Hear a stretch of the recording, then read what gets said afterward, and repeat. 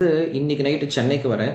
நாளைக்கு காலையில நான் சென்னையில தான் இருப்பேன். ஐயப்பன் தாங்கல் உங்களுக்கு தெரியும்னு நினைக்கிறேன். சென்னையில ஒரு ஒரு ஆர்ட் ஐயப்பன் தாங்கல் அப்படின்னு சொல்லிட்டு, அங்க இருக்கக்கூடிய தங்கமயில் ஜுவல்லரில எங்களுடைய கேம்ப் ஒண்ணு இருக்கு. அங்க இருக்கக்கூடிய எம்ப்ளாயீஸ்க்கு 25 பேருக்கு. ஸோ காலையில 10 மணில இருந்து அங்க தான் இருப்பேன். மத்தியானம் அவங்க எல்லாத்தையும் நான் வந்து ஸ்ரீபெரும்புதூர் கூட்டிட்டு போறேன். பக்கத்துல ஸ்ரீபெரும்புதூர் ராமானுஜருடைய கோயில் இருக்கு. ஸோ ஸ்ரீபெரும்புதூர்ல யாரா இருந்தீங்கன்னா அங்க கோயில்ல கூட வந்து பார்க்கலாம்.